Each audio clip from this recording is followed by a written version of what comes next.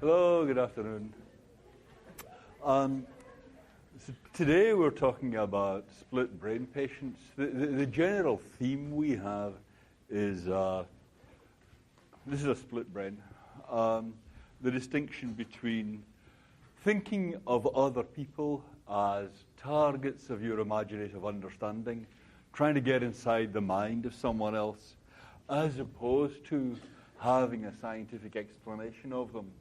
It's really natural and a really hopeful idea that these are maybe just the same kind of thing, maybe getting an imaginative understanding of someone else, understanding how the world seems to them.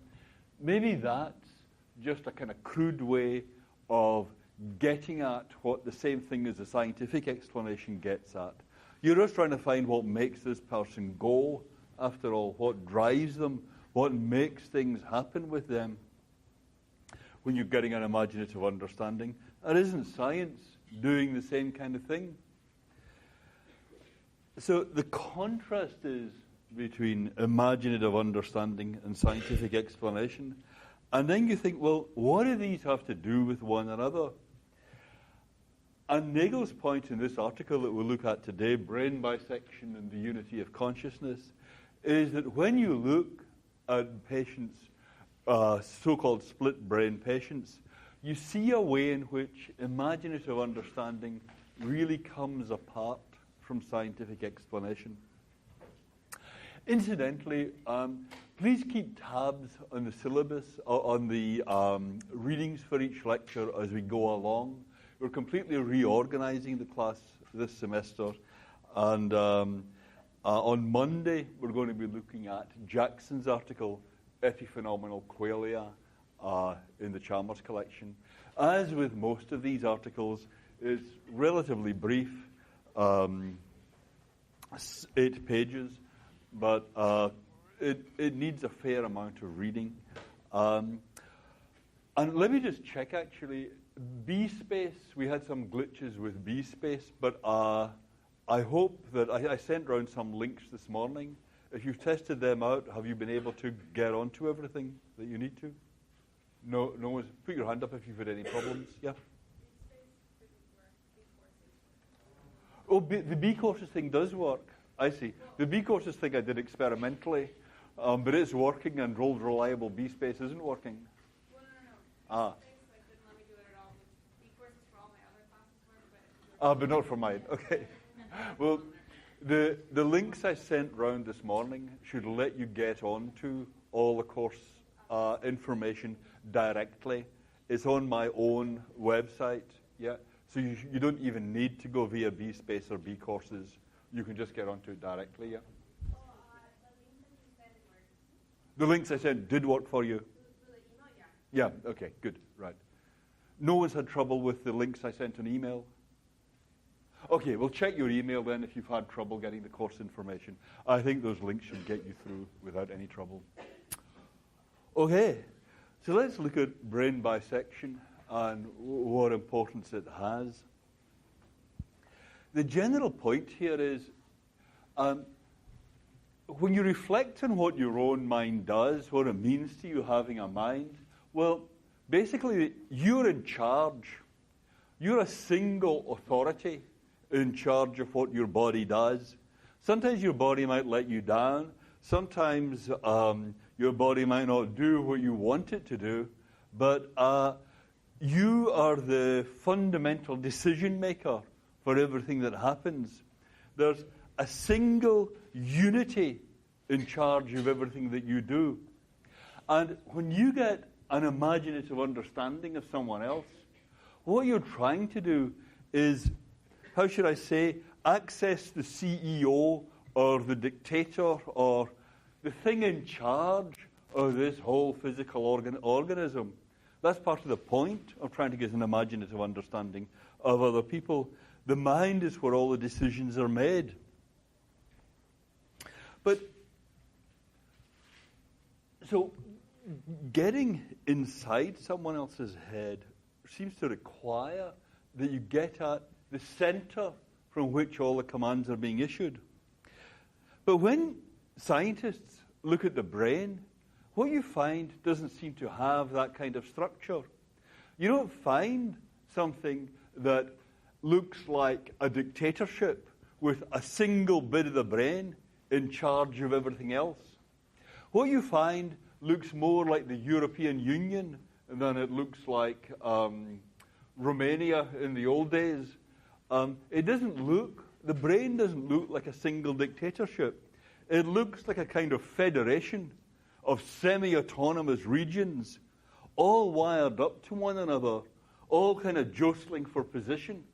And you don't see that unified center of consciousness anywhere in the brain. So when you look at what's ultimately going on in the brain, you don't get something that lets you generate the kind of imaginative understanding of a unity that we usually take ourselves to have. Now, in brain bisection cases, the idea of a unified consciousness really falls apart pretty dramatically. So let's just look at what's going on here. The basic idea is there are two hemispheres in your cerebral cortex. There are two halves to your cerebral cortex at the top of your brain. The left hemisphere is thought to control speech production. So what's going on at the left top is controlling speech. That's what gets your speech out. The left hemisphere is also taking information from the right of your visual field. So the stuff that's coming in on the right of your visual field is going to the left of your cerebral cortex, and then the left of your cerebral cortex is in charge of the right of your body. So follow me very closely here. It comes in from the right, goes up to the top left, and then the action being controlled is on the right again. Yeah? And if you ask, how does it go with the right hemisphere? Well, what do you think? If it comes in from the right, it goes up to the left and then controls movement. Sorry, what did I say? If it comes in from the left, goes up to the right hemisphere, and then the right hemisphere controls what happens in the left of the body. Yep. Plain as day. Now, the corpus callosum is a large band of transversely running nerve fibers that connects the two hemispheres.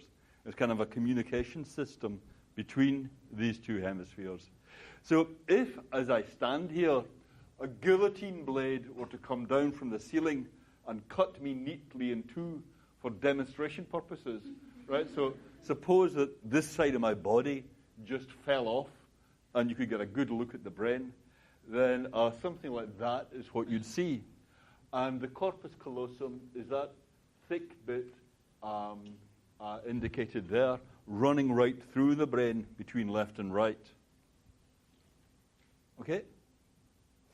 And here's Gazzaniga, one of the pioneers of this kind of work, making a conjecture as to what's going on, why this corpus callosum here is important.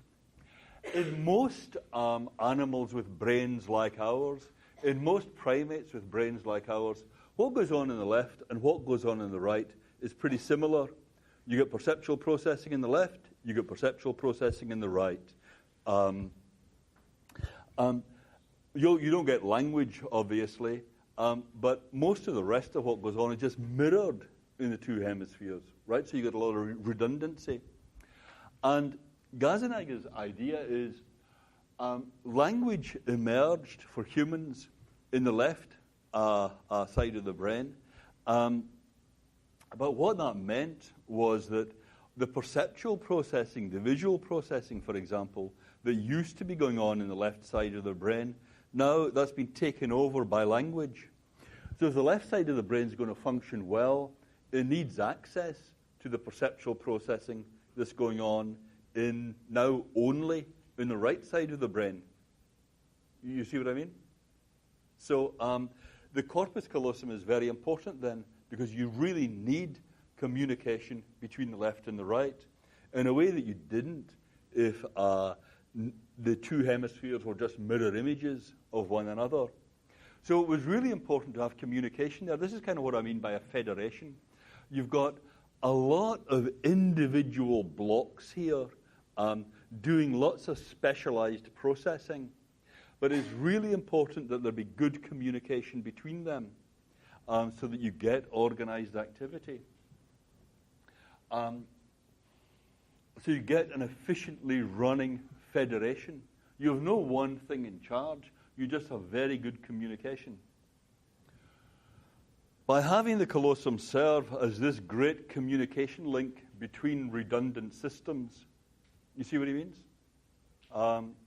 Redundant in that one's just doing the same as the other. You could knock either one out and the other one would keep going. So you start off with redundant systems.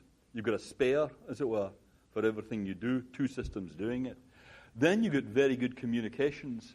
And that means a pre-existing system can be jettisoned. You can throw away the bit here that used to be doing perceptual processing and say, let's use that for language instead. The other hemisphere could continue to perform the previous functions for both half brains. Okay, so that's Gazzaniga's conjecture as to what is going on with the corpus callosum, why we have that. It was thought to be, for a long time, to be absolutely baffling what its function was, this thing. The reason was, in cases of epilepsy, when people are having epileptic fits, do you know what I mean, epileptic fit? It is really a scary phenomenon, if you've ever seen this at close quarters. Yes, someone is just out of control. You don't want this to happen. And what goes on there is that you have a kind of storm of electrical activity, a firestorm of electrical activity in one bit of the brain that then spreads to the rest by way of the corpus callosum. So just to cut down on epileptic fits, they tried cutting the corpus callosum. Let's not have that communication system anymore. And people work just fine when that happens. It's a very good therapy, right? You don't get the epileptic fits anymore because you are containing it the way you contain a forest fire. You're putting a boundary on how far this electrical firestorm can spread. And there didn't seem to be any behavioral defects in these people. So here's a picture of what's going on. This is the brain from the top. So you see there's a left field going to the left field going to the right hemisphere, then controlling movement in the left. The right field going to the left hemisphere and controlling speech and movement in the right, and the corpus callosum in between them. And then you just cut that, and people still function perfectly well. Yep. Here it is in color. Do I need to? That I guess is redundant too. That is basically the same picture. So you've got an apple in your right visual field. Notice, incidentally, it's visual field, not eye here. Both your eyes are contributing to the left visual field. Both your eyes are contributing to the right visual field. But if you've got an apple in the right